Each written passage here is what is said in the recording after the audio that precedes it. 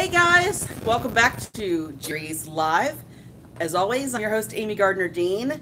We are doing show number 67 today. If you're following along at home and you want to kind of see what products we've got, it's a very limited list today because we're just kind of showing products that can help you with, I guess, more help us instruct you to learn to Alla Prima paint, right, Katie? So when you go to the Jerry's Artorama.com website and type in JL67, that'll pull up that cart that's got all those items in it. So if you see something you like on the show and you want to learn a little bit more about it, you can go to there, click on the item, it'll take you to the page. You might find there's several things that you see that you like that you want to give a try yourself. So that's where you can find them, and it makes it a little bit easier rather than trying to find item numbers and track it all down. So sorry, she's adjusting the mic for YouTube. We're working very, very hard to make sure that this works better for you guys. We've been trying all sorts of crazy stuff, so hopefully maybe we got some bugs worked out. Maybe that was Amanda's giving the thumbs up, so hopefully that's the case. Also, if you're watching it and you're in the live feed and it seems very quiet to you, raise the actual volume of your computer, not just YouTube in the window, because that only goes to so far. You actually have to raise the volume of your speakers as well. So just something I noticed at home where I was like, wow, they're right, that is quiet. Oh yeah, I didn't turn my computer up. So all right, doing better? Yay. Yeah, all right. I think the mic just for some reason was starting to come unplugged. So oh, okay, well, hopefully that fixed it. We're trying. Yeah, we're trying. We're not for, and we got blankets up and hoping that that kind of contains the sound some, because the studio is very large and tends to be loud. We kind of we're working on it. So you can way more than people believe. So anyway, so sorry, it feels very weird without the table here. I'm sure it doesn't look weird, it just seems weird. I've learned to hide behind said table. We're discussing Alla Prima painting today, and this is going to be oil paint. Now, you can still do Alla Prima style techniques with acrylic. You just have the problem of it drying faster. So it's easier in some ways, yet harder in others, don't you think, Katie? Because once you get that kind of skim starting to dry with the acrylic, there's some drag. Sometimes it's hard to layer it on. It's actually really, I think, just much easier to learn in oil. Yeah. Alla Prima is an Italian word. You know, those sneaky Italians, they've got the Latin and the root word for everything. It quite simply just translates into direct painting.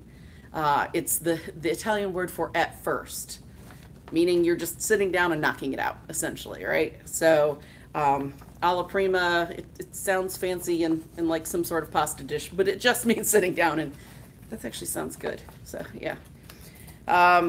So essentially, in one or two painting sessions, you're doing this painting. It's not drying in between, really, other than maybe, you know, a little bit overnight. But you're painting essentially wet on wet with layers that are never allowed to dry. What does this do for you, per se? Well, number one, I think it teaches you to kind of try some new brush techniques. It allows you to kind of experiment more, be a little more painterly. You're not trying to be very specific and have something look, you know, very layered and glazy and all that. It's fresher, more immediate, kind of looks a little bit maybe more spontaneous, as it were. It usually only takes a few layers to complete a painting. You guys that have watched before have seen the cow that we always have the cow floating around that was from the show. I guess, well, not show. We did show it at some point. We've shown it in several shows, haven't we, Katie? Yeah, I thought it was still here, too, somewhere. I don't know. I think it may have moseyed out of here as I've tried to move some of my things out. But that was just kind of an effort to sit down and see, could I knock out a painting in 3 hours or less to do a workshop? And it was very easy and plausible and actually really freeing and fun. And that was when I started kind of, I think, painting a little looser. Maybe. Katie, maybe not. I don't know. I'm always overdoing it. So this will be a fun demo to watch. You'll learn Alla Prima and watch Amy squirm. Great. what movements kind of, you know, people are like, okay, well, that does, if I haven't seen the cow, this doesn't mean anything to me. Think Impressionism, right? Think Monet, think Pissarro, think any of kind of those people where it's more direct, it's got some layers to it. Kind of you're using your eye to help mix the color. Think of Van Gogh and Expressionism, the type of work that he did. You know, everybody's seen different shots from movies or this or that. Kurt Russell out painting in the field. Was it Kurt Russell or his dad? One of those Russells. The Russells. Nobody knows. Painting out in the field where it's all being done right there. That is kind of, I guess, your best way of thinking, the light should go on with the Impressionism. What's funny? Did somebody say something? No. All right. So, that being, so yes, Katie? Oh, no, I'm just working on the mic. Okay. All right. Well, that being said, we're just going to start because it would be cool if we could get this mostly done. And Katie, I would like to thank Katie for this leak. She engineered like the best still life platform. That leak is screwed into both those foam core pieces, and it's not coming free. We kept standing it up and it fall down and standing up, fall down. And then she was just like, "I'm getting the drill." So Katie. So powerful Katie. I know. Yes, we did not need Will for anything today. I know. He better not make a habit of that. So, all right.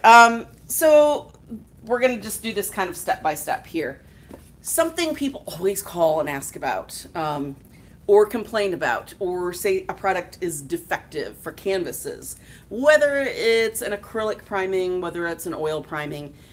They get their, box of canvases or their panel or whatever, and then they, take the plastic wrap off and they get it all ready to go. And, you're holding it, you're touching it as you take the stuff off, right?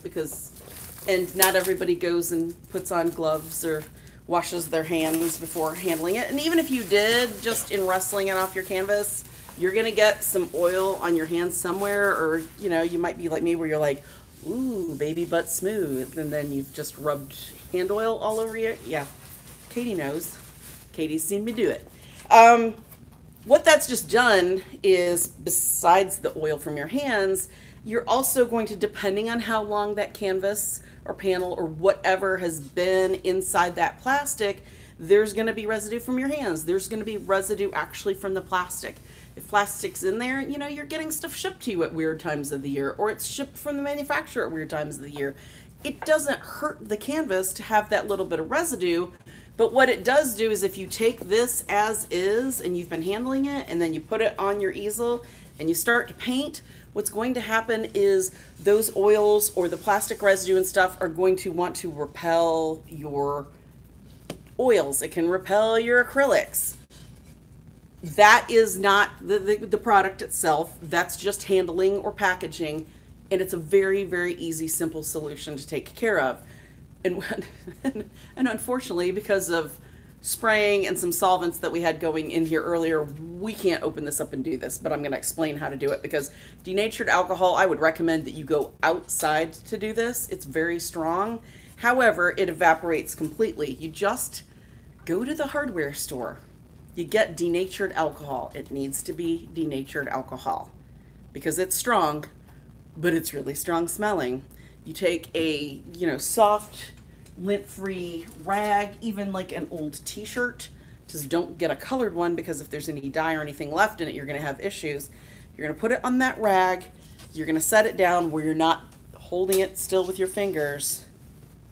You're going to get that alcohol on there, and you're going to very lightly clean your entire canvas. Now, gesso is, I think, have you had problems more with gessoed canvas than with oil primed? I've had more problems with gesso because you've got that acrylic resin that gets warm, and then the plastic kind of bonds to it more and leaves more residue, I think. It's a little stickier.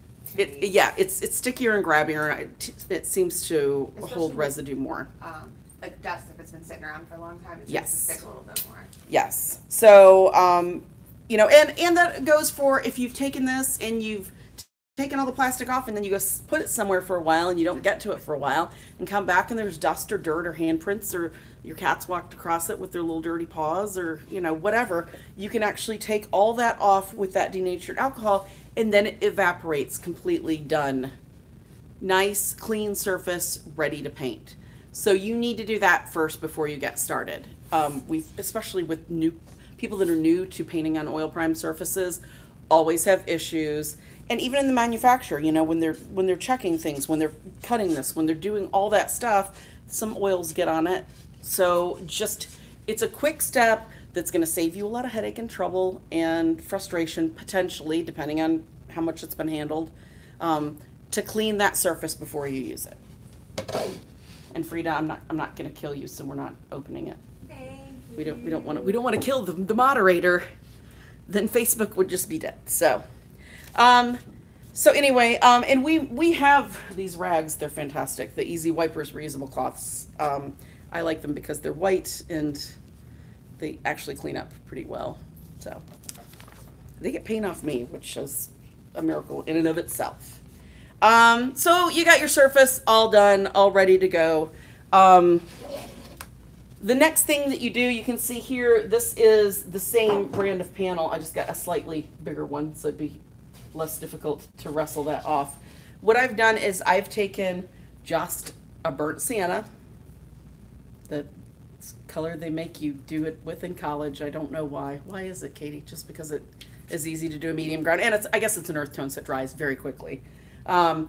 This is just burnt sienna, a rag, the Chelsea Classical Studios, the lavender spike oil essence, and then the paint. Now, people, if you use mineral spirits or, you know, things like that, if you use turpentine, everybody kind of does it in the way that kind of they're most used to whatever solvent they're using.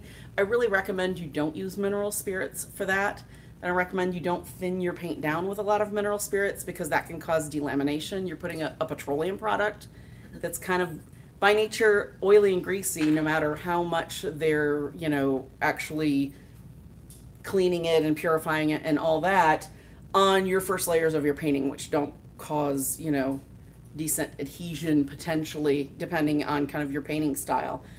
We've talked about adhesion in different episodes in the past. I can't think of the one that we looked at, the oil mediums episode. Was it the oil mediums episode? And we actually took one of my old paintings from college where we had to use mineral spirits, and in licking my finger, even though it's been spray varnished, and rubbing it, it came right up because that layer was so dusty on the bottom. The adhesion was really poor. So the Spike Lavender Oil Essence is a solvent that's got a lot of bite, but it evaporates completely off your surface. So taking that, getting the rag, you know, wetted down with it, putting a little bit of paint on the end, and then going kind of in circles, I toned the ground and it's already dry to the touch. Nothing is coming up.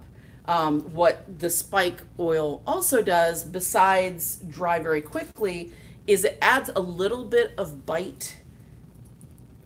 Because it's a solvent, it adds just a tiny bit of bite to that oil prime surface so that it allows it to just grip on and give it a little bit of tooth. So it gives a nice bite for the other layers that we're doing. I just did this, like, what, Katie, 4:30? Yeah, not that long ago. So, I mean, and it's already ready to go. So it's the perfect priming for that kind of thing. And this is a poppy seed oil based paint, so that it's already this dry with that.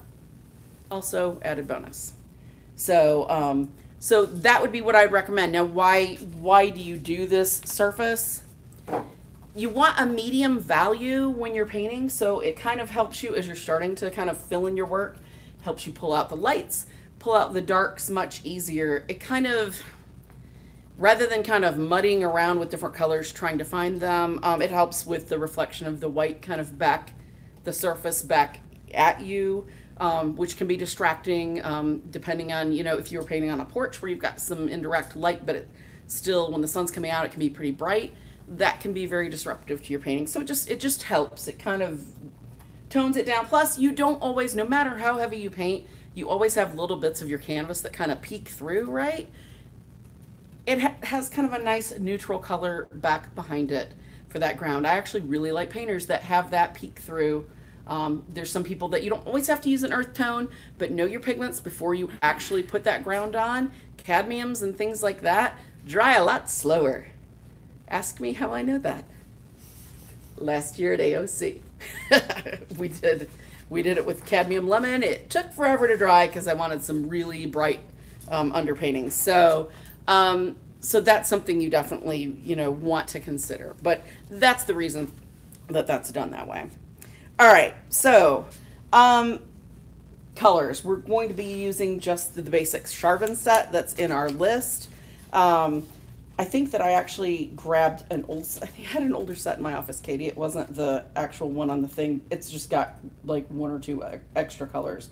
I think it's got cerulean blue, and it either has umber or sienna. It's one of the two that for some reason were added in with this old set. But you want to lay out your paints. Anytime you've got oils and you're going to be painting this way, I would really recommend that kind of whatever your palette is, just take even just a scrap piece of oil paper, just a scrap piece of prime canvas, maybe a canvas that's just kind of dented or dinged, a canvas panel, even a cardboard panel that's got like a canvas material on it. Just give it a swatch of each of your colors and then kind of mix within those to kind of see. With this set, Frida and I were talking about this when we went out at lunch to try to find said leak, and it became an expedition for why you can't find a decent leak in Raleigh, North Carolina. I don't know, but the third place was the charm, Katie, for a leak. We were discussing that the yellow and the red in this, it's naphtha red and an aerolide yellow pigment, can sometimes be really strong. They can sometimes kind of fight in strength with other pigments. We're not using, that's kind of why we decided to go with, you know, a more of a natural kind of cooler palette with this. But you need to know that before you just start slapping paint on. Just because it looks like primaries in there doesn't mean they're going to behave like primaries. So if you kind of give yourself a little bit of, okay, this is just, you know, the stroke strength, just going onto this right away. Then if I mix the red with yellow, what happens? If I mix the yellow with green, what happens? Kind of mix with some of the tones next to it, and then you're kind of gonna go, ooh, that color's not for me, or holy crap, that's the best color ever. You have that information before you start on this. That saves you, even though it takes 5 or 10 minutes, a lot of kind of mental frustration and issues with that. So, and even between brands, an ultramarine blue in one brand's not another brand's ultramarine blue is not another brand's ultramarine blue. The cerulean blue hue and the ultramarine blue deep here, same pigment. Do they look the same? No. So they're not going to perform the same either, even though it's the same pigment. So that's why I say, good idea, kind of take some of the fight out of that and have that done ahead of time. All right, so as we start working on this, we're going to use some brushes that that I really like for doing this kind of work for more immediate painting. I'll show them real quick, and then we'll start doing the sketch on here. The New York Central, the control brushes, the Filberts, and the Brights. I think, is it a Bright? Yeah, it's a Bright. It's a very short flat. That doesn't make sense. It's like the shortest, it's like the gnawing your fingernails length flat of the... Scrubby. Yes. It's very short, very scrubby, but very wide and very thick this way, so it's going to hold a lot of paint. When you're painting Alla Prima like this, you really need bristles that hold paint easily and that are going to give you control. A longer flat is going to be kind of wiggly and all out there and not able to, as you kind of layer these last layers where you have to kind of float it on at an angle rather than just paint it on directly, these brushes will really help you with that. Both are very stiff. You can see these are very short filberts, so they're great for turning on angle to draw with. They give you a nice sharp angle, and these do as well, but then, you know, they can add nice kind of short strokes. The in-between ones are the Humber, which is the kind of mongoose alternative brush. It's a blend between synthetic and natural hairs, so it gives you kind of that snap and play that the mongoose does, but it also gives you that ability to glaze if you're going to thin your paint down. So it's kind of nice for adding some smaller touches. This is just, I think, their Explorer set, which is got, you know, some very small brushes up to this. And then this is the set that comes with this little kind of easel brush stand that then folds down, folds shut. Both, it's just got like a little kind of quick release. You fold it down, it folds shut and zips up. This is the flat set that comes with, it's a set of 5 that come with that, and then this filbert set comes with that set also comes with one of these little things. So yes, I just put them all in this because I was like, hey, that'll make it easier to, it's handy until Amy's not coordinated with. Okay, so those are the brushes that we're going to be using for this today, just to kind of preview those. Let's see, I'll put this over here. What I'm going to do is have plenty of these rags on hand. Anytime you go, I don't know if it's the elementary school teacher in me or what, but anytime you go to put your brush in your brush cleaner to clean it out, you need to wipe off the excess paint. I don't know how many even adults I've seen, and it's like my pet peeve, that take the brush, it's got big gobs of paint on it, and they're either doing this right here, which you want to save for kind of getting the excess solvent off when you paint, and they'll just stick it right in there and go like that. The more solvent and silt, even though it settles over time kind of under this grate, it still stirs it up, and the more during your painting session that gets siltier and siltier, your brushes, even though you're cleaning it, still have a little bit of residue. It gets kind of dirtier and gummier. It can start to affect your colors. So just for the love of all things holy, wipe the brush. You thought that was funny, didn't you, Frida? I'm sorry, she probably hears that all the time. Love of all things holy. Wipe the excess off your brush before you go and you actually clean said brush. During your painting session, just use this to clean. Afterwards, you're going to want to take like one of the soaps, like the Chelsea Classical Studio soap, and go ahead and go clean all of this stuff out of your brush. Even though this is a natural oil and it's the lavender brush cleaner that Chelsea makes, it's still somewhat drying. You want to clean that out and restore your brushes, the natural oils in your brush, so your brushes will last for a long time. I've had prototypes from when we designed these for what, it's been 2 years now, Yeah. that look like, unless it's been a staining color, you can't tell unless you can see a little bit of wear from working on big works and me how I scrub with the brush. They still look like it keeps them so nice and clean and pretty. I've had people ask, do you never use your brushes? No, they're just very clean brushes, thank you. No goopy ferrules and looking like the, I don't know, paint fairies got in overnight and messed it all up. So, all right. So this is going to be, I'm not sure where to put notes and where to. Want something on the other side? I'll just put it over there. I can see, I think, probably well enough. All right. So the leak, the screwed in leak. I've got my paint on this. Being left-handed, we're doing this at kind of a wacky, wonky angle, so I apologize for anybody who's, I don't know. I just, it's going to be weird because my hand will be crossing over, but I will be putting it down some. I need to lift your leaf Oh, up one more. yeah, oh, there you go. That would be good. And we need to turn the light on it in a minute, so I'll. Will you hold up the leaf? Yes. And I'll shove this under. All right, hold on for a minute. We're doing, You can't see we're it past repairing the leak. Yeah, you can't see Okay. it past the Oh, yeah, I'm going to need that. All right. Yeah. All right, here we go. Don't tell me. One moment. Okay. We have a technical leak. It's a data leak. No, it's so many other places I could go with that. I'm sorry. All right. Okay, Is that good? You couldn't see the bottom of it. Okay. All right. Okay. Now, if I were doing this and it was just my painting where I was going to be, like, I like how weirdly structured this thing is. It's kind of a little bit Art Deco-ish to me. It's the Art Deco vegetable. I would probably do this on something like maybe a 12 by 24 where I could leave some space at the top and the bottom and kind of highlight that, kind of elongate it maybe a little bit more, but we're not doing that. We just grabbed a standard panel that we had here. So we're going to go with this. All right. Now, I'm going to be thinning with that Spike Lavender Oil Essence just because I don't want too much really thick direct paint on there. Does anybody have any questions while we're starting this point? Well, Victor wants to know how Katie made that little stage.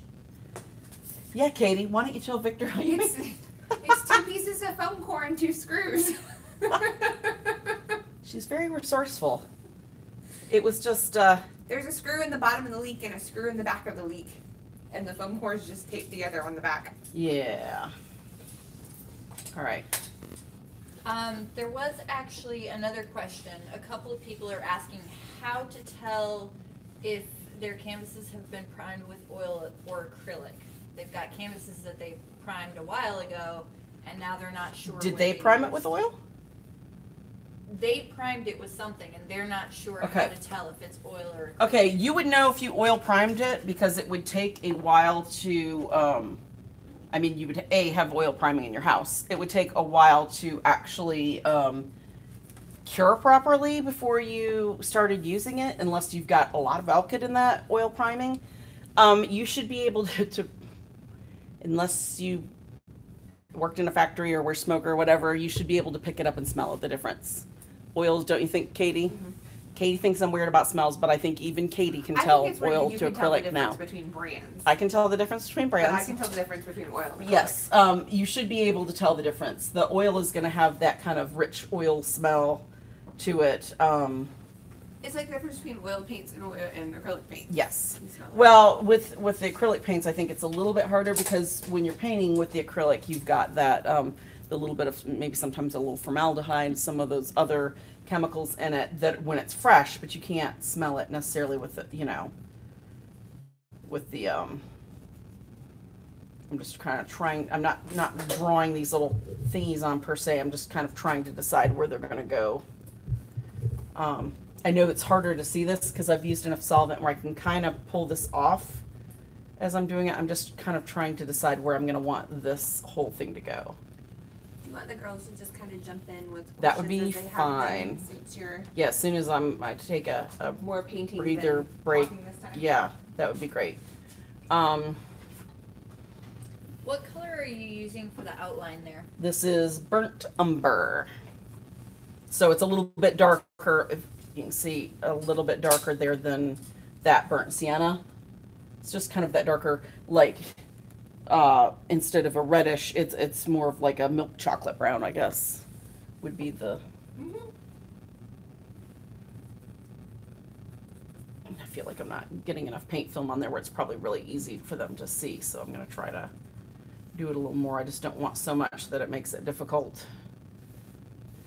If you notice, this leaks stack this way, where it comes to a V, but it's kind of like an odd, even thing. It's something you don't notice until you go to do something with them, either cook with them or do some sort of artwork with them, that you're like, why does that do that? It's very odd. So those types of things, and as you're working, which we've said with the drawing episode and stuff, you're noticing these types of things because you're looking at this more like 75% of the time maybe, and this the other 25% of the time. Sorry, they're real close to you. Oh, am I like talking really loud? No, you're fine. Okay. Sorry. We are not sad about volume. Okay, well that's good with volume. I guess that's good. All right. All right. I'm probably gonna change the shadow, but I'm just trying to kind of get some on there for right now. All right. Now that I've got all my paint out of there. All right, so different dry times with different brands of oils is not as big of a deal when you're doing something like this, but it is as big of a deal when you got this done and then you go to set it somewhere. Poppy seed oil took, what was it, about 4 weeks before it was dry to the touch. with that one, Katie, but it was also done very heavily. So I don't think that was as big of a deal. And it's pretty humid in here. Yes, it was very humid in here that time of year when we did that. So that was more of, I think, an issue because of that. But poppy is your slowest drying of your drying oils. Your linseed is going to be your fastest. Walnut, safflower, stuff like that's kind of in between. So for this direct painting, actually the poppy seed is fantastic for doing Alla Prima with, because poppy seed oil can crack if you don't layer your paint layers properly. Fat over lean, I know, it's the punctuation of the brush, Frida. No, so God, I do that. Thank you, Frida. Now I have a complex. So you want to actually use this to your advantage, because as long as it's all being done at once, it's the same application. You don't have to worry about how long did I let this underpainting dry before I go in with the next thing. Am I making the next layer fat enough so that it dries from the bottom up? You know, is the top layer too lean? Those types of things. So this is, Charvin to me is the most ideal of the Alla Prima paints. Plus the fact that their color range is what, 200 and something colors for the extra fine. I can't even remember off the top of my head. 205, I believe. So, you know, that's, talk about not having to mix if you don't want to. It's perfect. So, all right. Now, I know that the background is black, but we'll probably be changing that up. So just, you'll have to bear with me. All right. Right now, I'm just finding where my kind of white's going to be from this. We'll go back in and layer more on there. Now, this brush does seem a little excessive. You want a bigger brush and work to a smaller brush with this type of thing. There is nothing worse than people would call and be like, oh my gosh, what size brush should I buy? And they're buying like these 5s and 6s and smaller, and they're painting on like 22 by 30s constantly. Don't do that. You really need to have more brush to start and then kind of go to your smaller brushes. You would be amazed, don't you think, Katie, how much you can actually sometimes use bigger brushes to get a little bit more detail if you're doing this type of painting. Yeah. Versus, I learned that a lot in watercolor. yes. Using how fine of a... Yes, watercolor is the ideal example of that, in that you don't need, as long as it's got the point to it, as long as it's around, you know, you can really, you can do a lot with that. Okay, I'm gonna just tap, it's not a technical term, it's just me. I want to pull this in so I can kind of see where these edges are. We'll change it in a little bit. The poppy seed you said was the slowest drying? Yes. And the linseed is the fastest? Yes. Yes. Exactly. And Charvin is, the extra fine is poppy seed and linseed oil, but it's got more poppy seed in it because they use a very high-end quality of poppy seed oil that's like for they use for makeup. That's what a lot of makeup has. So where the fine doesn't have the, we're using the extra fine, the fine doesn't have the pigments like cadmiums, cobalts, things like that are either very expensive, difficult to mine, potentially caustic, you know, that type of thing. And they put, I think, a little bit more linseed oil in their paint from how it paints and smells. So that gives it that lower price, but it's still the same pigments, so it's a really great value. And they come in the big giant tubes, 150 milliliter tubes. All right, so can you see that? It's very difficult for me to, the value change isn't like where I'm happy with it. I can't tell with what you guys have. So, I'm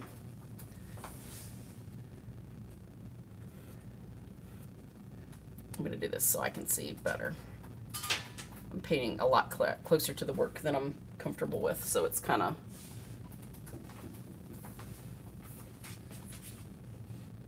Oh!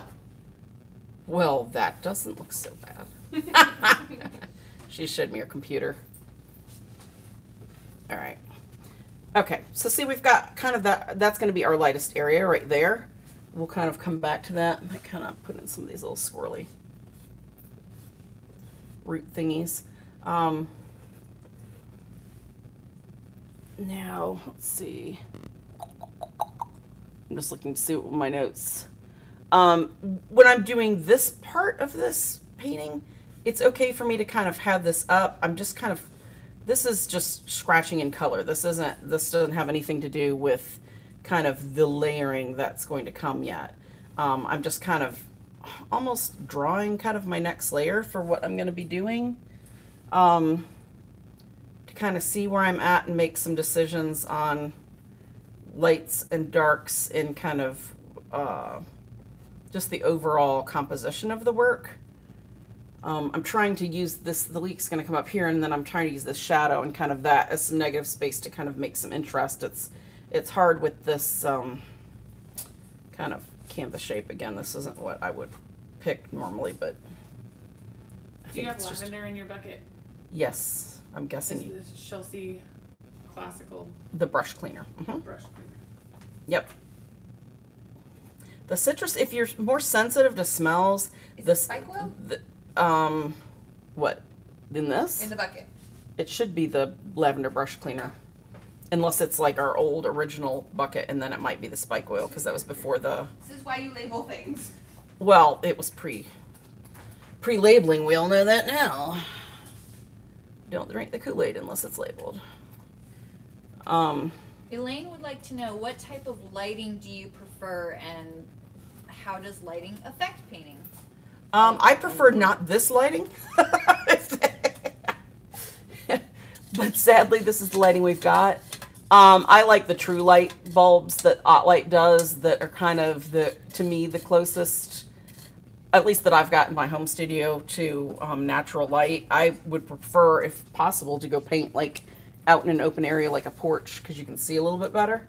But you know, in here we're just kind of doing what we can. There could be some color shift, obviously, from here to natural light, just because with all these LEDs. How do you know if these are supposed to be color controlled, or I don't honestly the know. LED ones, the panels I believe are. Okay. But the ceiling ones obviously aren't. Yeah. All right. The panel ones I believe you can control the color temperature of them. Okay. All right. So what colors are you putting there? Now, Mm-hmm. okay, this is chromium green, and I'm putting a little of the burnt umber on it. I'm just trying to kind of see a little bit better, like start some kind of shadowy parts. Gotcha. This is very dry right now. I'm not really adding like a lot of color. I'm just still trying to kind of find that contrast between them. Odd, interesting fact, maybe just me. Chromium green is the pigment that they use to do money printing.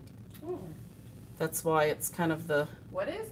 chromium green is the pigment they use to print Cool. U.S. currency. Yeah. Fun fact. Useless facts Amy teaches you.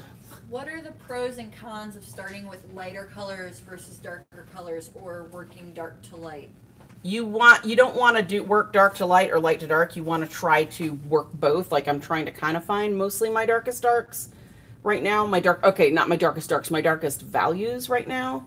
I don't have black in this palette, so I'll be kind of making something that maybe will resemble it later, but you want, with a toned ground, you want to work kind of back and forth from this being your mid-tone and then these being your lightest and darkest, to kind of, it starts, I guess, making it more 3D first.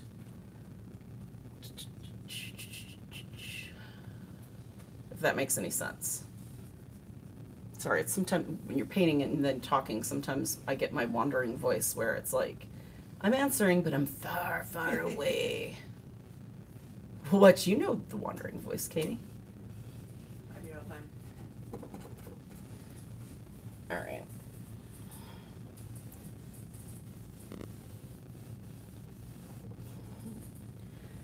Okay, so then the choice is, what are we going to do for the shadow here? So I think we're going to try to, we'll see if we can make a decent black out of this red and not so much, which is why you test those first.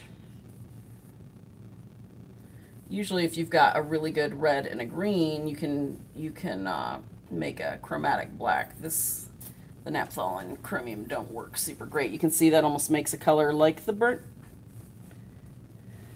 umber. It's not that far off, is it?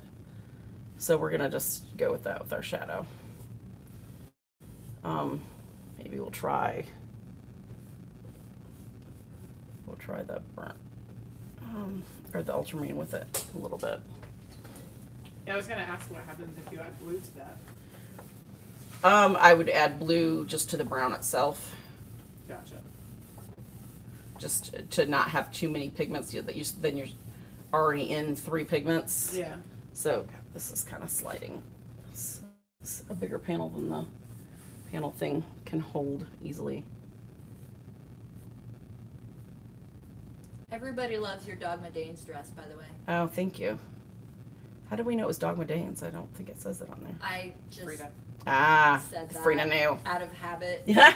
Sorry. That's okay. We'll try a little bit of that. That makes a little bit dark. Okay. Save this. She added blue for you. Adding the blue to the umber, you can see that. That's a little bit better. Okay, now this is where this brush is a little tricky, but since we're doing Alla Prima, we'll just not worry about that part.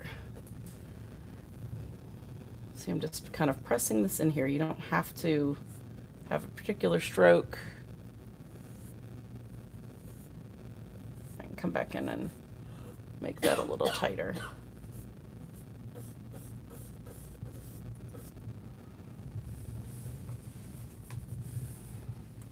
You have the leak tower of power, Katie.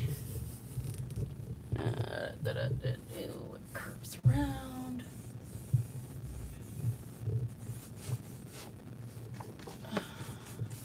This is strangely difficult to do without music.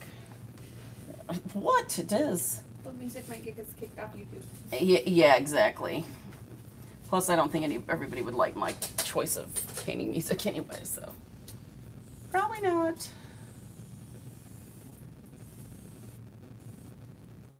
Alright. Alright, so you can see it starting to pick up in some areas where I've kind of already got some paint on there, probably. Alright, so let's start in with this background. I want something kind of fun and bright. So we're gonna do, we've got the green and then we've got the red. Let's actually wash the brush. I'm kind of good at kind of wiping it off enough, and then I kind of keep going, so I'm gonna try not to do that here.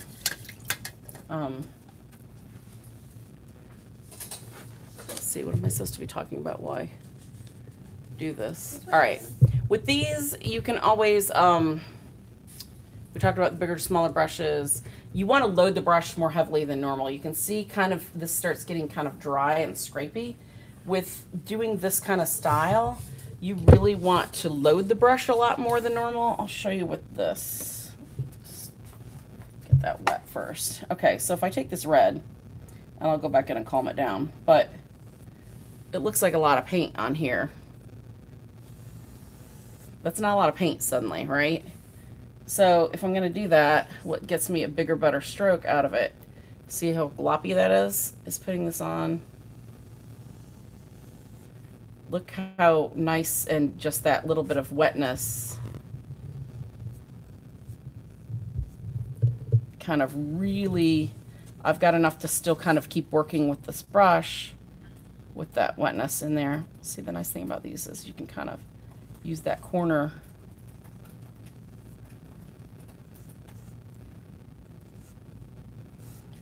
See how just that one stroke of paint, because I went ahead and this is a board, so a canvas would be, because I'd have, even though this is a canvas mounted on the board, this is the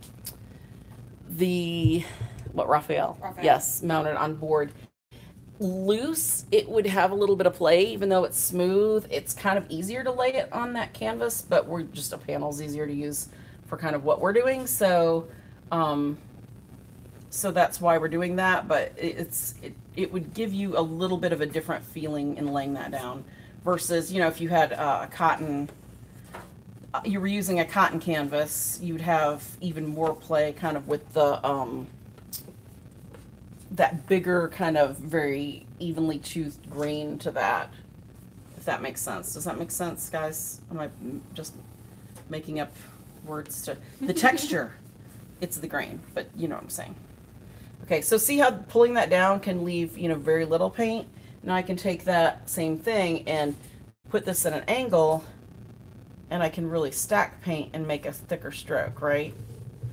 Can you see that? Where that's left to make kind of a nice thick stroke. But I can go back and go take that, all that color back off if I want. What's nice about these nice little short brushes. Now the red and green is your complementary colors, so that's kind of why we're doing this. We'll tone the red down some, maybe. I kind of like how screaming bright the red is.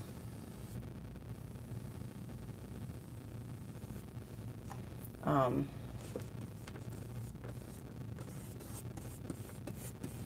get some of this out of this brush. Are there any questions anybody's got while we're doing this? We're talking about potato and leek soup. Oh. So make Amy hungry while she's painting. Thank you. I appreciate that. I've been reading this Uh-huh. for the Okay. last several minutes. Uh-huh. That's where my mind has been. Okay. Well, fair enough. All right.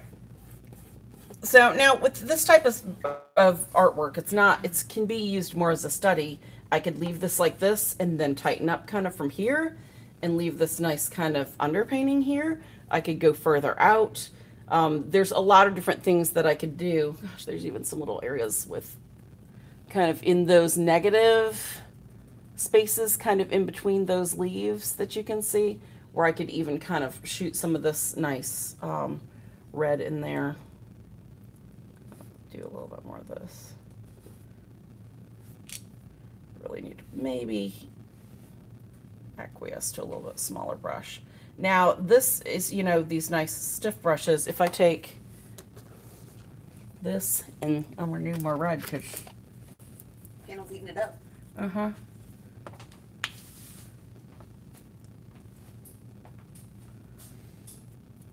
And don't worry, I know there's a lot of paint on the palette. The excess will go to the Home for Wayward Paints. They'll be free on a paint firm somewhere. Well, people always complain. You just wasted so much paint. What would you use to make there be no brush marks? So it's a nice smooth glass. Alla Prima, you're not doing that. That's not Alla Okay. Prima. You would use softer brushes and you would use mediums to smooth and soften that out. Alla Prima is about direct painting, which means that you're going right at it with, you know, more direct paint. So that's going to be what you would use for that more glass-like surface, but it's just a different type of technique. Okay, so see where that's so thin with this nice softer brush? I can add some, you're not seeing those, you know, you can you see the texture with that, Katie? Mm-hmm. Where it's got, okay, that's fine. Where I'm kind of getting rid of that kind of scrubbiness that's in between those bristles. Like here, I can even that out. If I want to kind of cover that up, I just take thicker paint and kind of push that along there. It's hard, just the angle. Yeah, see if that helps. See, there's shadows everywhere. I'm gonna go in and ooh, got some white. Glad I caught that. That could have been a calamity.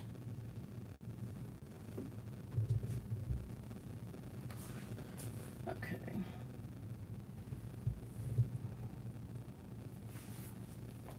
All right, now, I'm just trying to think of. Okay, so if you make a mistake with this, the other nice thing about the Alla Prima style painting, and it's thicker like this, you can just take stuff and scrape it off. Like if I put some of this on and I'm in painting, I'm going along and I'm like, I just don't like where that went. Back. Sorry, you don't like that sound, do you? No, I don't mind it. I just think it's magical that you can do that. Yeah, especially if you're painting super thick. Yeah. Now that's going to freak me out because I can see it. Go away. But it gives you the ability to pull some up, and then you can go back over it with heavy paint. On the cow, I don't remember what I did, and I didn't like the colors that I used because I was using really bright and different colors for it, and I just went in and like pulled half of its face off and went right back, and it was fine. Okay, and as you're using this underpainting like this, you don't have to go all the way to the edge of your positive shapes, which would be our leak. You can kind of leave some gaps that give some interest in kind of your subject matter. Looks like everything else is kind of right there. Are there any other questions as long as we're doing this? This feels really weird because I feel like I should be busier talking. No, they're just watching you paint. Okay. It's weird, huh? Watching paint dry. That's interesting. Yes. Yes, it is this is very creepy and odd. Yes. All right, I'm gonna get some of this and go back and let's see with that soft brush how much darker I can get that same. Can you see that part? It's just those softer bristles kind of lay that color down that much better. Oh, stuff's on the ferrules. Ew. I don't like that. When people have pictures of their brushes in their studio, I just want to go, good God, man, don't you ever clean your brushes. See, look. See how nice and dark you can get that? Just by having that same color that I mixed with the big one, just on that softer brush.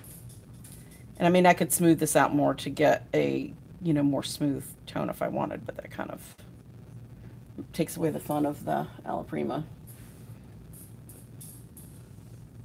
Everybody thinks it's really relaxing to watch somebody else paint. Okay. Much less stressful, I imagine. No, when I watch people, I'm like, no, That's because you're good at it. no, it's When just I because. watch people, I'm like, ooh. Yeah, no, it's just because I'm like, don't, you're wrong place, color, stop. Tina said, don't forget to put in a nice happy little tree. Yeah. Happy little Will. Now suddenly I've embroiled 2 rags in my rag soup here. Okay. No, that's fine.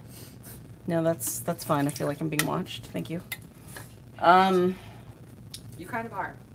If there's any other questions anybody has about oil paint while we're doing this is the perfect time to ask away. I'm gonna drop the rag. And then I'm gonna cry. There we go. Stay in there. No questions.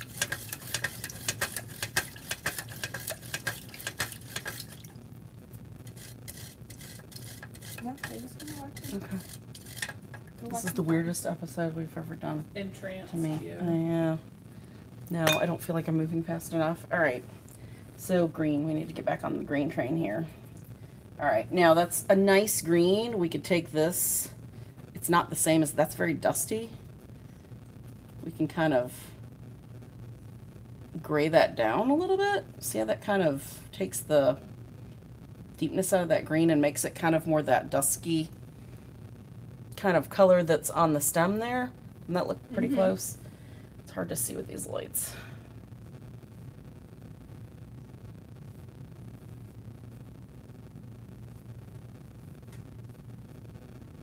This is where I'd be going, ah, no, not there. What are you doing? Oh, someone asked a question that I'm pretty sure is on your notes. Okay. Do you ever mix the paint on the canvas, or should you always mix it on the palette? No, it's really much better, especially for this kind of painting, to mix it on the palette and then add it. Where you really, I think most people would do it the opposite way, would be glazing. You can kind of glaze one color over the other, so then they kind of mix that way. But it's really much better not to do that, to be mixing it on your palette. Because what happens is it starts, even though you're going to get some crossover, and sometimes that'll kind of work, you need it to look a little bit more clean and kind of pristine. That's a good catch, Amanda. one of our Facebook viewers stopped using oils because of the fumes and the smells. He was getting headaches. Yep. And he was asking if they're making paints in oil that have fewer odors. Then it's not the oils that are the problem, it's your mediums. If you're really that sensitive to, okay, and I will say cheaper oil paints use, like, well, cheaper oil paints use lower end oils that are more processed, that are going to tend to have a smell, that are going to tend to give you issues. The more expensive oil paints are going to have that are the cold pressed, not heat processed, are going to have, if any smell, a much cleaner, kind of less odorous smell. The more processed oils are, the more you can really smell them. Cooking oils too. If you've ever used, the cold pressed olive oil, it has, if anything, very little smell, or it's very clean, right? So it's the same with the oil paints. So I have noticed that with less expensive oil paints, they do tend to smell quite a bit. So. Have you used clove oil before? Clove oil is not a drying oil. There's people that I know that say that's a good idea. It's supposedly not, because what it does is, even though your painting will still dry because you've got the linseed, the drying oil already built into the paint, but it's not designed for that. So it can make for very potentially volatile adhesion problems, potential for cracking or things like that to happen. So it's really not the best idea. You know what, I'm tightening up and I'm like going like way too thin with this, so we're gonna go back to gloppy glop. Just saying, I'm gonna need some brighter yellow to. Is that the technical term for it? Gloppy glop? Gloppy glop is the technical term, yes. Thank you. Glad that, we could have missed that and then no one would have known. Frida. I would have known, Amy. Yeah, you would have. All right. Smart aleck. See what I'm working with here.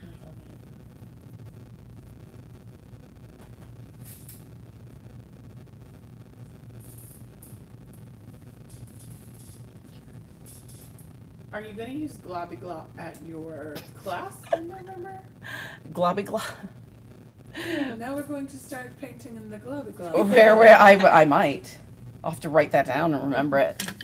Globby Glop time, people. Let's get real. Yeah, definitely. I like that, Amanda. Thank you. That's perfect. I'm going to see what these two colors do, and I don't like it. It's funny, that makes it not that much further than this. I need to round that down. Again, this feels very wrong without any music. Just saying here. Trying to see where my.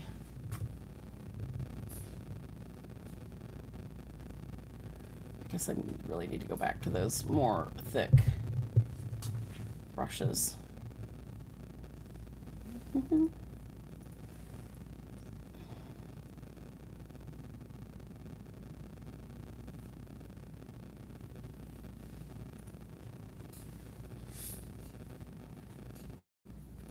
to make it duskier, but I can kind of go back and go over that, I guess. So right now, let's kind of get this played out a little bit better. Oh,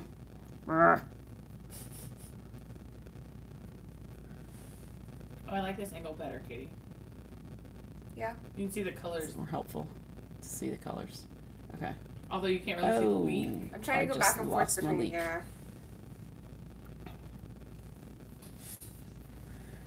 Yeah, messy.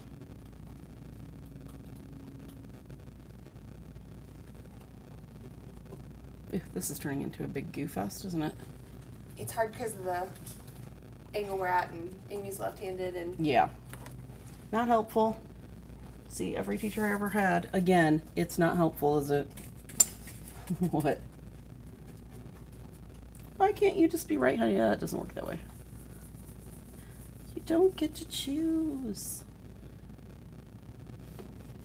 Ooh, there's that creepy blue. What, the leeks are a creepy blue, man? Which you wouldn't think. You're like, oh, Let's see if we can get that. That was a weird little... Come on, creepy blue. Creepy blue, creepy blue.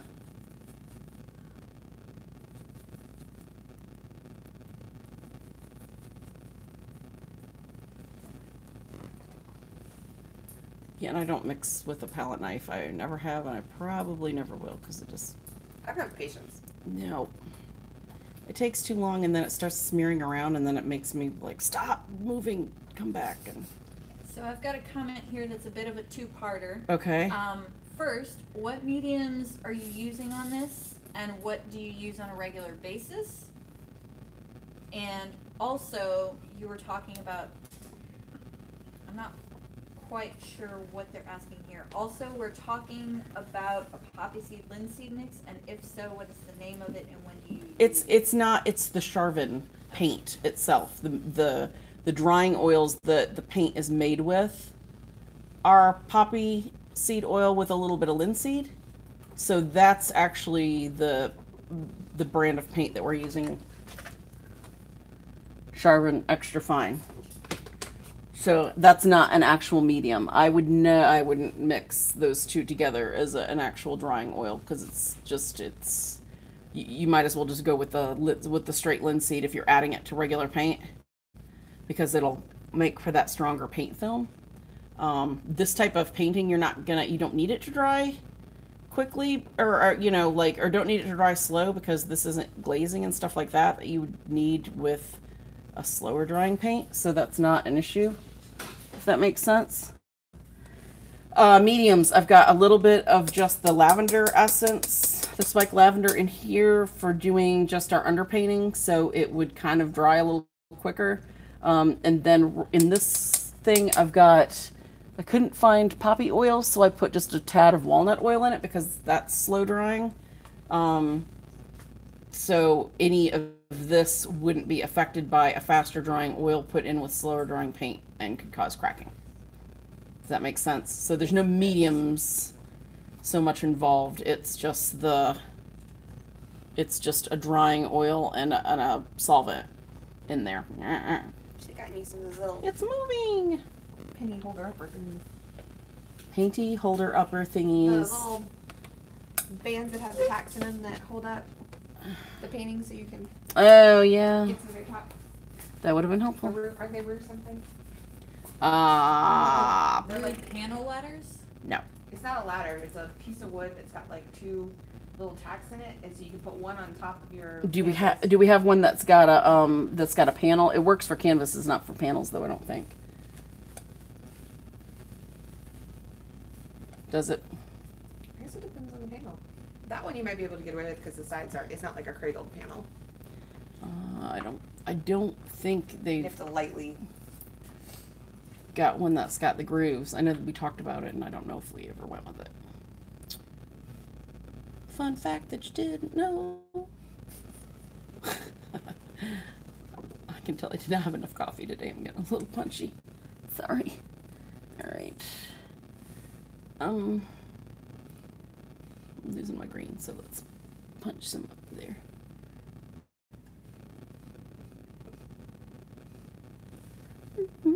Any questions? Oh, somebody asked what my favorite oil medium was. I can answer that one. Huh? I can answer that one. What is it, Katie? Amber medium. Yeah.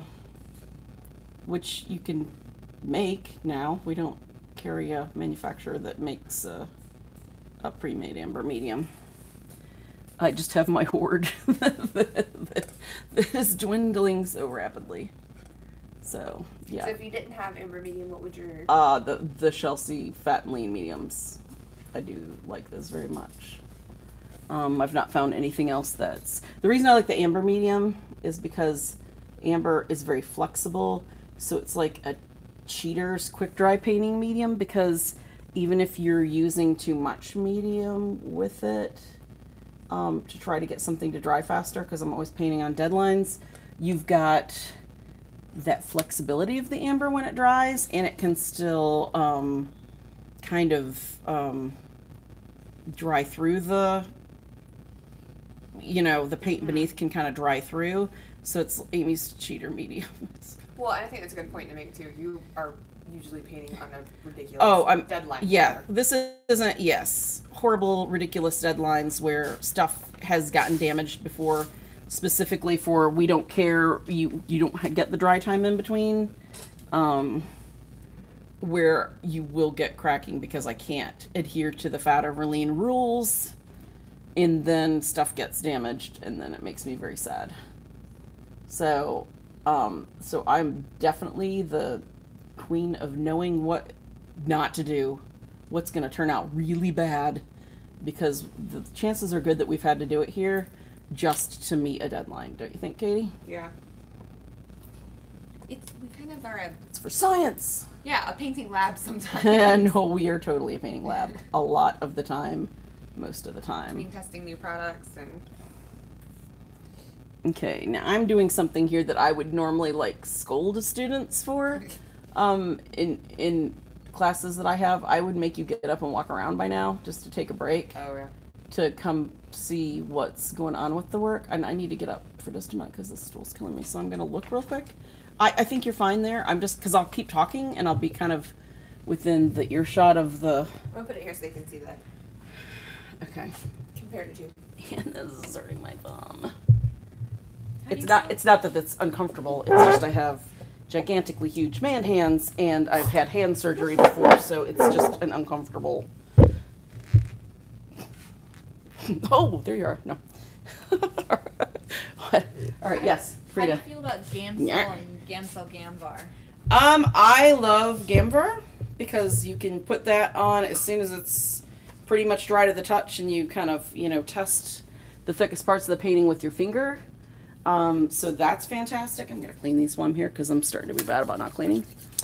Gamsol, if you've got to use mineral spirits, I mean, you just for some reason think you do. You're old school. That's what you've been taught. That's what your teacher tells you. So that's what you're going to do. That's definitely the best out of all of them. It's really scientifically, made to have the lowest odor that's going to come out of it and to work the most like a traditional painting medium. And you could, nice. And you can tell the difference between that and lesser expensive odorless mineral spirits. In painting, it performs much more like a traditional painting medium. It doesn't feel greasy, and I know that sounds really weird, but when you paint a lot, you can feel the different textures, and other ones do feel slippery and greasy, and you can feel the paint not grabbing on. So if you've got to go that route, that's the one to do, but still have great ventilation, because I mean, even this stuff, and this isn't toxic, is starting to get to me a little bit, but then we've also had the solvent open this whole time. How long do you typically wait before you varnish an oil painting? With the Gamvar, you can do it as soon as it's dry to the touch, and the deepest layers when you stick your fingernail and kind of push against it. Don't squish still. So like if this is the painting and I was doing this, it was dry to the touch, rubbing, it was doing that and it wasn't sinking in. You can do that right away because it still continues to oxidize through it. So that's why it's like, and it was, watch our varnishing our varnishing episode that we did, It's the solvents, Katie, I swear. We talked about that and we showed it on the after party, right? We showed how to apply the Gamvar. It is dummy proof. There's no way to do it wrong. I will say, if you're not using the gloss, there is some learner's curve with the satin, because I tried to varnish some paintings for a show coming up and I did not like how the satin turned out. It just, and I don't think I had a stiff enough brush because I was also in the process of moving and all those were packed. So I went back to the gloss and it looked nice. So if you're not going to do that and you want to do a traditional varnish because that's just what you do, depending on the thickness of your painting, you may be waiting 6 to 12 months. If it's a thicker painting, where with this style, if I start putting really heavy paint on, the cow that you saw, it may be 18 months before you can varnish. If you're in a really humid area, it may be a little bit more than that. That painting still, in some places when you push on it, and that was a year ago, still feels like it's got some give to me. How do you feel about no varnish on a painting? I can't make the little doo-doo emoji with my face, but if I could, that's what you'd see. Friends don't let friends not varnish. That was our motto, I think, on our varnishing episode, wasn't it? No, you really have to varnish to protect your painting. It's just silly not to, just with just stuff in the air and dust and dirt and grime. Because, okay, so, oh, but I can just wipe that off with gently with a soft cloth. That's still going to have an abrasive effect over time on that color. And then if somebody wants to then restore the painting, that can potentially damage your first layer, which is your color. The varnish getting dirty, you take off the varnish, there's the clean color under it, and then you revarnish. So it's just, it's a pain, but it's a necessity. It's like going to school. Nobody wanted to have to do that when they were a kid, but you had to. That was just what mom said. That's so Amy's mom, and she says you better varnish. You can kick and scream all you want, but you better do it. Does that make sense? Yes. Okay. All right. Let me step back. Is there any other comment or whatever? I may have to. Can you still see if I stand at this level? This is just killing my back, so I'd rather stand. Although I'm kind of getting a weird. Get a different view of the. Okay. Sorry. Again. I'm blaming it on the solvents and Frida. I mean, I'm a middle child. Everything's my fault. That's right. So. And I'm the oldest, so you always go with the middle one to blame. Well, I was the oldest, and then my dad got remarried. Yep. Demotion, instant demotion.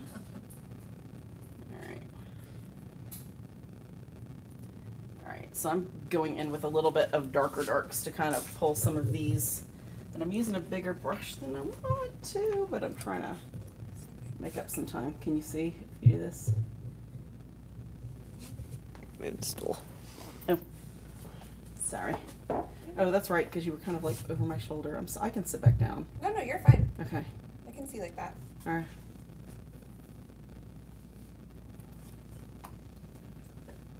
Notice I'm holding the brush at the end. It's much easier to control this way. It takes a little bit of practice, but it's so much easier to. I feel like that's counterintuitive. Yeah, I was gonna say why. I feel like you need to be choked up on it. Nope. But I'm moving my arm as a unit, right? Mm-hmm. As opposed to, if you cut with a cutter, you use your whole arm to slide it down the cutter, right? If you cut with scissors, you go. Mm-hmm. How much quicker can you cut with which one? It's like a tongue twister. Say that 17 times fast. How many? You get such like a nice longer stroke when you do it that way than trying to go. Right. So much, yeah. So much more the stroke.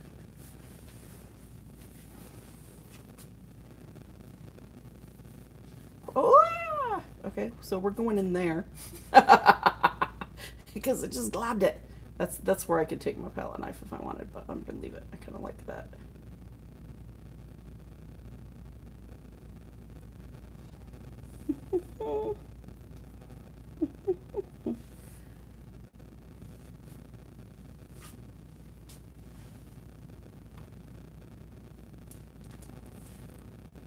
And I can't see the palette when you do that.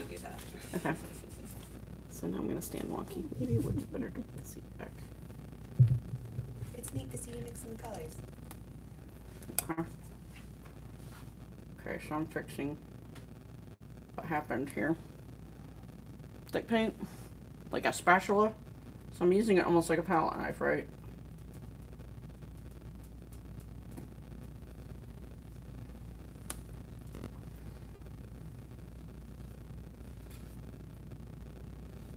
I'm gonna add just a touch of oil to kind of even that out. See, it's kind of a little stringy. What? It's a little stringy. I'm adding a little oil. I can't paint without that, Katie. But we can hear you. I know. I'll give it back when you're done. I usually look like Wolverine with about 10 Yeah. brushes in my hand and then at least one in my mouth. Like, stop putting brushes in your mouth. I can't paint without it. Leave me alone. All right.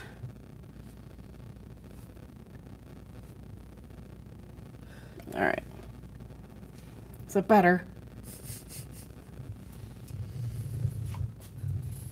Are you guys like swaying like kumbaya over there? What is going on? I was spying on Facebook. I'm just hungry. All right, other questions? Do we have other questions? Well, that's what that's for. Do you have any suggestions on dealing with humid climates while you're painting in oils?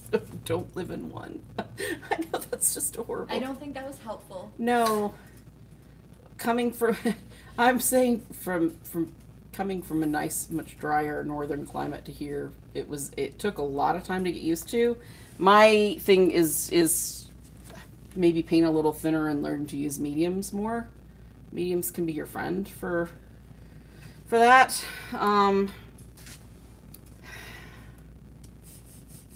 Use the fastest drying oils. I mean, you could go to alkyds, but that's who wants to do that. You could I would say always use linseed oil paints because that's going to be your quickest drying, you know. Other than that, I don't. Where do they live? Like the swamps of Georgia or something, or just do we know? She lives in Florida. Oh yeah, Yeah. so kind of yes. Yeah, it's just a fight, and I'm sorry to say that. Oh, you know, don't.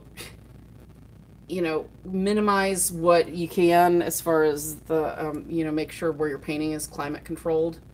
Keep your paintings in climate controlled areas. Keep your paint in climate controlled areas. That kind of stuff will help some.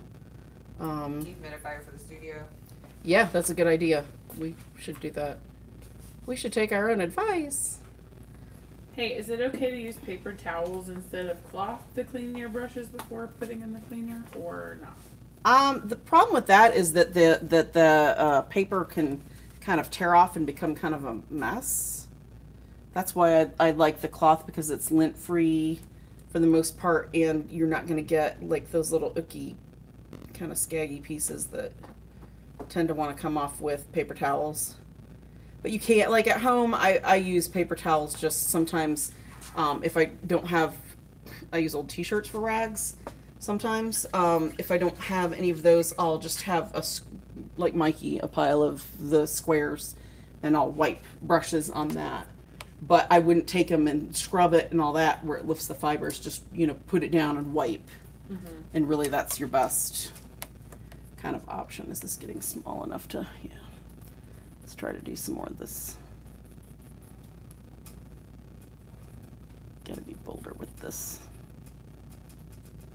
Don't really like how gray that is, but I think that's what the leak is, so Yeah. we're kind of, It is a little red. It's got that waxy. yeah, and smelly. It's a pretty smelly leak. Isn't it though? Especially after. I can't smell anything but lavender right now. Oh, well, so- that's good because it was pretty smelly. I had to warn Katie, this is not, it's the leak. It is not my BO. Ayo. Because it was, especially drilling into it, it was quite the stinky. You were so excited about that leek. What? Why not broccoli? Well, that would have been interesting, but It's got texture, Katie. Texture. It's like a baby tree. It's a happy little tree. It is literally a house. Mini Bob That's- Ross would be so happy. yeah, that's true. I think you did broccoli before, didn't you?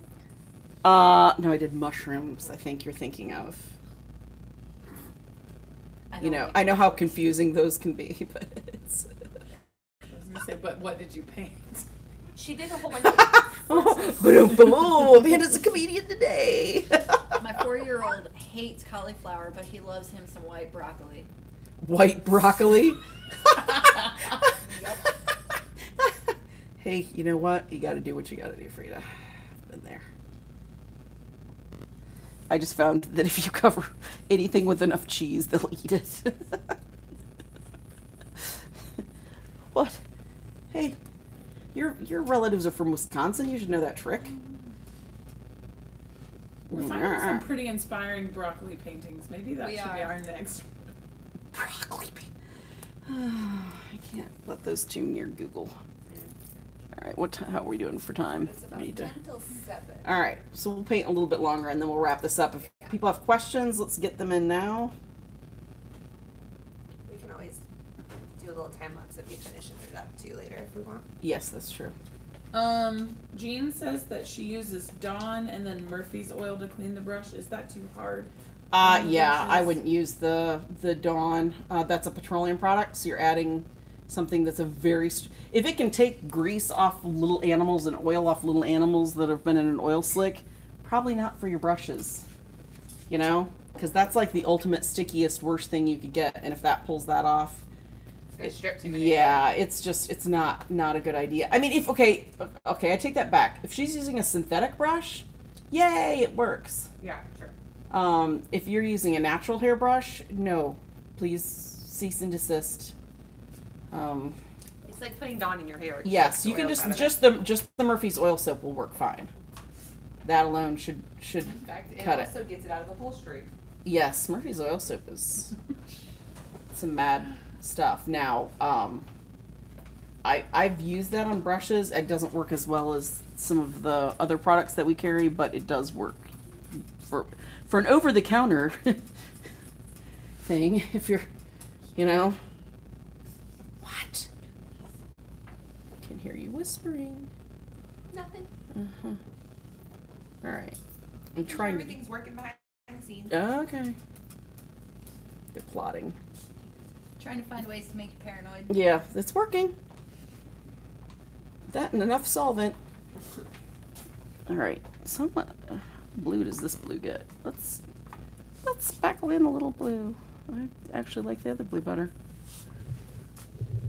Ooh, Yes. we have somebody Ooh, who always gets pet hair in their paintings. Welcome to What? Amy's world. What is the strangest thing which has been captured in one of your paintings? Probably a varnishing mishap that involved a moth. Oh my. And it wasn't like the little teeny ones. It was like a gigantic moth that came and got stuck in the, because you know, varnishing outside at night's the smart thing to do under a light, Amy. And yeah, and by the time I realized it, it had done this kind of flippity floppity, sticking slowly, ever so slowly, dance of death on the surface, and I ended up having to strip the varnish off and redoing it, and it was a nightmare. So yeah, and the problem was an oil varnish would have been much easier. It was an acrylic painting, so I had to do it with really stinky ammonia, and that was not a happy day. So definitely the worst of the, that needs to be darker. I don't know why I didn't get it dark in there. All right, are we seeing kind of the buildup of the paint? Can't tell. I need to get so far back. I almost need reading glasses this close.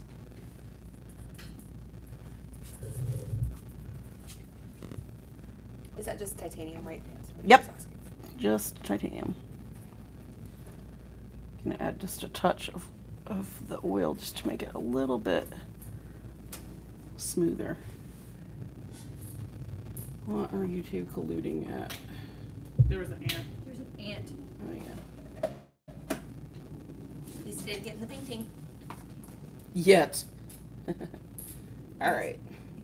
See how I'm taking the brush and putting it on its side and kind of laying it down to pull it through? This is where I love this patterning that's happening between that, so I'm going to like almost overly enhance that. They're all loving watching you paint. Well, I'm glad. It's very weird and creepy. Not like creepy, like as in, you know. Out of your comfort zone. It's just strange, yeah. It's better than them being up behind me breathing like my college professor used to do. Yeah, yes, what do you want now? They're, at least I can't hear them doing that. They may be at home, but I kind of hope your college professor is watching this. He's right now. not. He probably gave up on that long ago. Probably when he found out I do this, it's like, So Laura says working in acrylics, I'm normally working wet on to dry. Is there a Yes. particular way of working wet on wet for oils? This is, if I went like this, it would all come up. Okay. So this is, Alla Prima is like the ultimate wet on wet, essentially, when it comes right down to it, you know? Yeah. Need to, what brush do I want? There we go.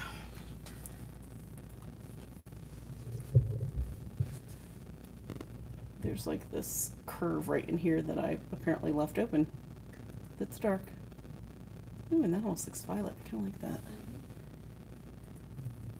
Not sure where I picked up red, but apparently I did at one point.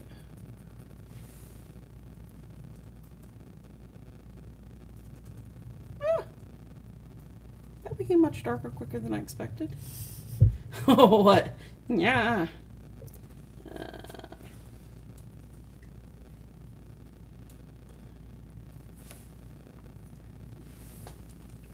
Here's where I could use a smaller brush. Here's where I could use a smaller brush, Katie. I'm going to do it anyway. Please don't take it.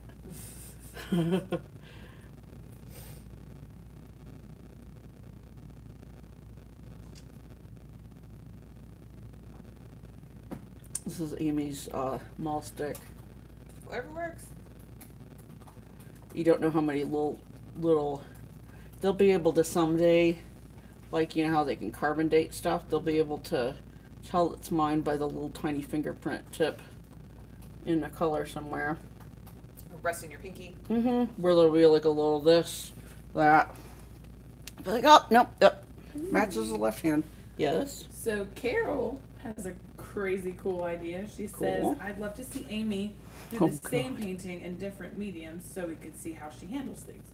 For example, pick a very simple picture like sphere and do it in oils, watercolor, pastels, acrylics, etc. That would be interesting. I like that. You did something like that with the coffee cup, but was that different It, oils? it was different brands of Yeah. oils. Somebody's asking about cleaning brushes in ivory soap. Still a petroleum product. This, Yeah. And it's still gonna strip. I mean, you spend good money on your brushes. Yes. You don't want to make them die. before Again, their if time. they're a synthetic brush, okay, not any biggie, but yeah, it's just it's not. It's okay that people do that, but now that you know better, don't, because you know that's how everybody did it back in the day. I can remember the thing of green palm olive sitting behind our you know, sink in college, and that's what everybody used. And when my son went to college, I was like, put your brushes that I bought you in that, and I will kill you. Yeah. Here is brush soap. This is going to be your friend. Share it if you need to. I will get you more. I find that Chelsea soap just so easy to. Yes. Same with so much so. A lot of people like the Masters because it comes in the little tub. Yes. To me, it's just so easy because you just swirl your brush around it. Yes. Rather than having to find something else to scrub it on. Well, the Chelsea soap is that way. You want to take. I'm going to do this and give this to you, and you can take it out there, and we can show that. Oh, well, that's even better. Katie magically pulling soap out of everywhere. I'm Mary Poppins. Don't you know this? Are you going to start singing Spoonful of Sugar? It's my one superpower. It's my super. It is her superpower. I'm not going to lie. Okay.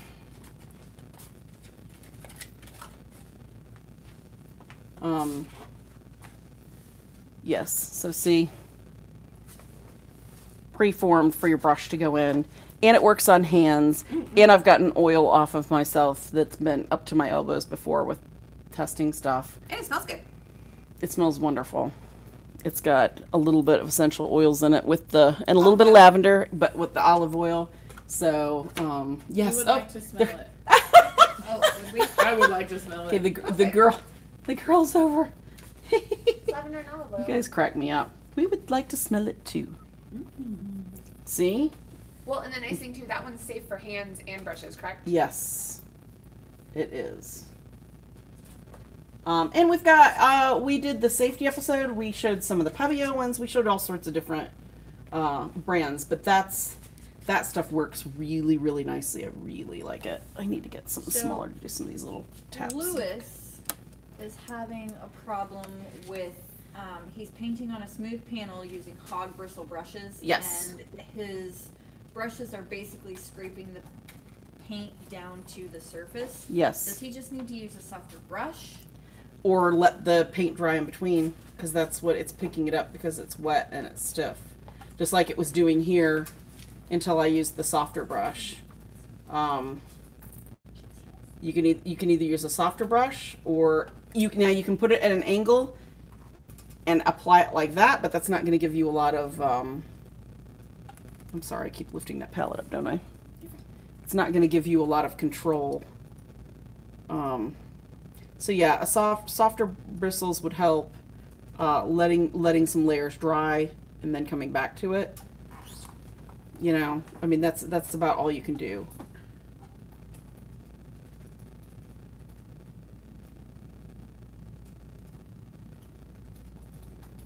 Hog bristle brushes, it's like, that's what we were saying with this. Really pick and pull the color a lot. Okay, I'm going to take this hog bristle one. I'm going to soften this edge because I don't like it. Soft edges. Mm-hmm. There. That's better. And see, what I could even do with this, since we've got the lavender, is I could take that and actually pull some of this off if I wanted. Since it was pretty fresh. Okay. Do we have any last questions? We're kind of getting down to the wire with this. Patty's demanding smell-o-vision. Oh. It does smell like onions and BO, so maybe this isn't the episode to do that. I know, I'm joking. Cynthia Jean was asking about a homemade soap made with olive oil for brush cleaning. I guess it would depend on what she puts in it. Mm-hmm. Yeah. I mean, even if you use vegetable oil just straight out of a container, you can use that to clean the debris out of your brush. Now, whether it's going to get all the pigmentation and stuff like that out, it's disgusting. I've seen people do it, and I don't know why you would add. There's professional artists that teach at AOC that I've seen do it before at a plein air painting thing. Everybody has their thing. And it was just like, oh, why? I was like, what smells like French fries out here? And I was watching him plein air paint, and he's like, oh, that's the cleaner, it's oil. And it's like, doesn't that transfer? Because he wasn't washing his brushes in between. He's like, yeah, but it's okay. And I thought, no, technically, it's chemically not, no. I have a user that wants to know if you know why his Creative Mark oil brushes might get frizzy and hairs get loose when using odorless mineral spirits to clean them. Which brush is it? The bristle brush? Creative Mark has a bunch of. And what are they? And when he's cleaning it, is it just the bottom of a jar? Does he have like a wire beater in the bottom of his brush cleaner? What's the? Katie, do you see what I did with the rag? I pulled it through my. Real hog. I pulled it through here. See, my little roots are messed up. Oh. And a glass jar. When I had the. Oh, and is there any grate in it? Okay, so this is the beauty of painting with this. We're gonna do this. And we're gonna. Bye, roots. Hey. Is that a new wave palette? Yes, it is. It's just the first one we had in here that I grabbed. Because it can go left or right-handed, and all the other ones that were left-handed were not functioning right now. I actually don't think we have anything that was left-handed here. I think we have a new wave woodworn somewhere. All right, so we're gonna make some root stuff, and then we'll kind of finish up. I think we're close enough. He uses a jar to clean them and washes and drags along the bottom, but it's not graded. Okay. Number one, it's good to have a specific grate to keep it up out of the debris, because the debris is really acidic, right? Because oil paint's acid. Right. So, but to have something with a screen that you can put the brush in, you don't put the brush in like this and do it. You lay it on its side and you pull. You don't scrub back and forth unless you're picking with a brush like this. If you're pulling it through, you pick it up. So you're just basically pulling the hair apart to let the debris fall out and letting it fall back with each pull, right? If you're putting it in a jar where you don't have anything in it, to get it to open up, you're having to do this in the bottom while it's stirring up all that debris, redepositing it in your brush when you go to pull it out. So that acid starts doing that. Plus, you're doing this, right? You're stirring.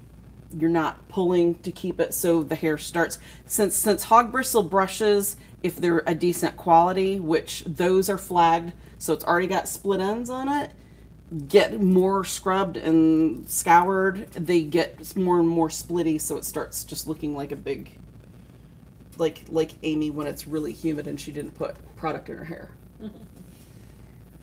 No one wants that, believe me.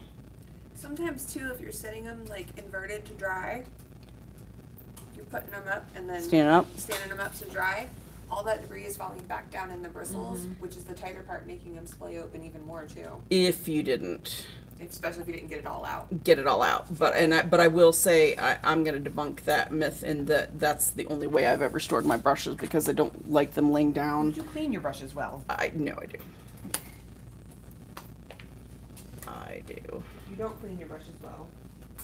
Well, and it's just a very, if he doesn't want to invest in a lot in a brush cleaner, totally understand that.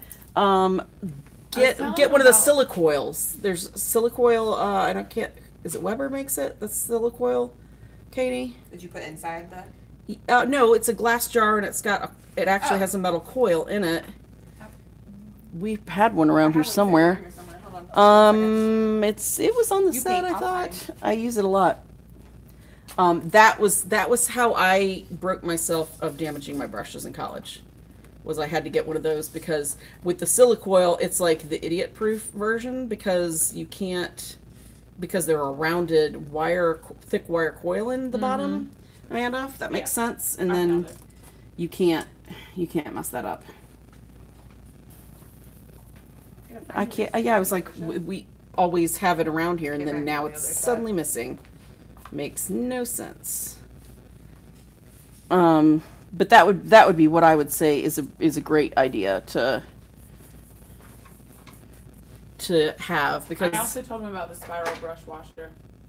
Yes, it's just a little more expensive than right. Silicoil. Right, but those things will help with what he's talking about. And also, it's not always either your brush washing. It can also be your painting technique. I am so bad on brushes because I scrub the crap out of them. And, well, don't I, Katie? I'm a scrubber. You do. Anytime we're testing new brushes, it's whether they pass the scrub test or not, that how we decide how we're going to word how they can be used. Because if they pass the scrub test, Amy's happy. All right. I think we're getting to the point of where we're kind of... Everybody's getting tired and the solvent's getting kind of crazy in here for the girls. Last questions. And then we'll wrap it up.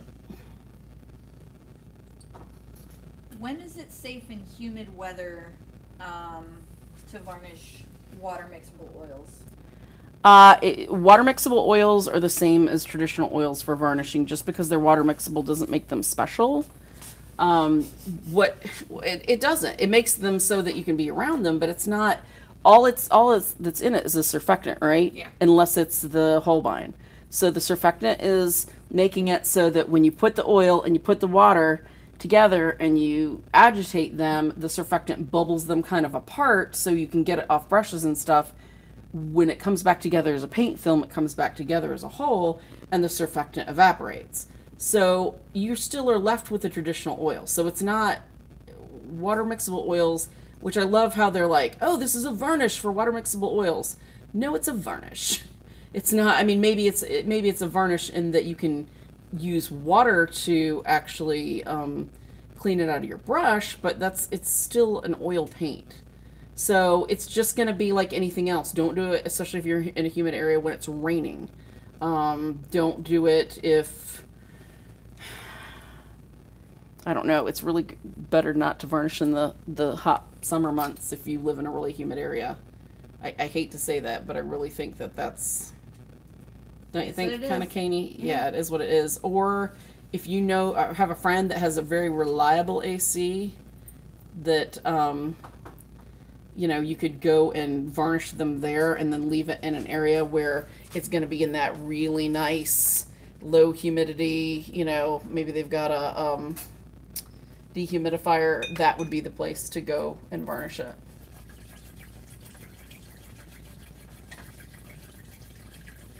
I mean, even the Gamsol takes several days to dry in here with it being temperature controlled when we varnished. It's just is what it is. It's unfortunate, but okay. So where this is, if I was going to continue to work on this, I would pull out some more darks. I would actually probably take this area, which maybe we'll do is just an after shot. I would make it a really light pink. Oh, cool. Because it would be really fun. I would put, I need to go back in and fix those shadows that I messed up dragging that rag through. So I'd have those shadows in. I would maybe pay a little bit more attention to this. Looks kind of weird there and I don't like it. And kind of pull a little bit of, can they see the leak from there? Pull a little bit of, there's a little bit more yellow green right in here that kind of matches up down here. I would yellow this up and yellow that up a little bit. And maybe go back with a finer brush and make some of these just in a couple places a little crisper so that it defines it a little bit better. But if you squint at that, it really becomes kind of a flat area. It's all very similar gray value. And that's the other thing that I didn't think to talk about. Keep squinting at it as you go. Other than the white at the bottom, it's almost all the same gray value up here. And gray value is just kind of that stock overall kind of a mid gray tone. It's about maybe a 45 to 55% gray value on there. So I would kind of work with that and kind of push and pull that up. Now if I take that and make that pink, that's going to brighten this up some. The values won't be as kind of weird, I guess, to look at. So we'll do that and then we'll put a picture up after the fact. I think that would be the way to do it. Does anybody have any last final questions? Ladies? Nope. Okay, well, hopefully we didn't bore everybody to death. You know, and this is just a painting, and some of this is, I can work a little bit faster. I felt a little tentative because I feel like I need to kind of explain some stuff and then to go over kind of some of my talking points and all that. But this is kind of just a quick study. You know, this is something where probably if I didn't have other stuff to do, we didn't need to kind of get everybody home and all that, I could probably finish this in another hour, maybe, with the pink and stuff like that. Maybe 2 hours if I wanted to slow it down a little bit and maybe make a little just kind of slower decisions based on it. But it's a great way to knock out a fun, bright, happy, colorful, more immediate painting right away with that Alla Prima. That's still wet on wet, where you can kind of blend some and kind of, you know, layer some right on the surface. I don't know if everybody could see where you can kind of see that burnt sienna kind of peeking through. It kind of adds a nice interest, I think. So you've got little spots in some different areas. I like that. I like it when I can see that when artists, I love it when people use like a really bright, like a red oxide or a burnt orange or something, or even like a hot pink. I've seen some before where it's like a bright hot pink and it's like, wow, just gives it so much vibrancy and energy.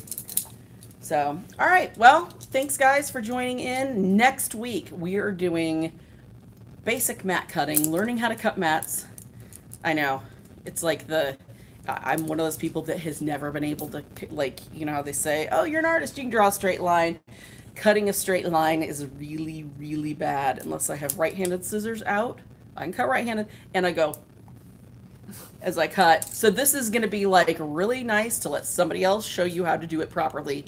Not going to be me. We've got Brian Buell, who is he's one of the huge bigwigs. I think he's the director of sales at Logan matte cutting mats and things, all of the cutting implements of destruction that you need to make mats and frames and all that stuff. He's actually going to be here with us next week on Tuesday. And then the week after that, we are doing, is it Ophelia? Mm-hmm. Mixed media madness. Yeah.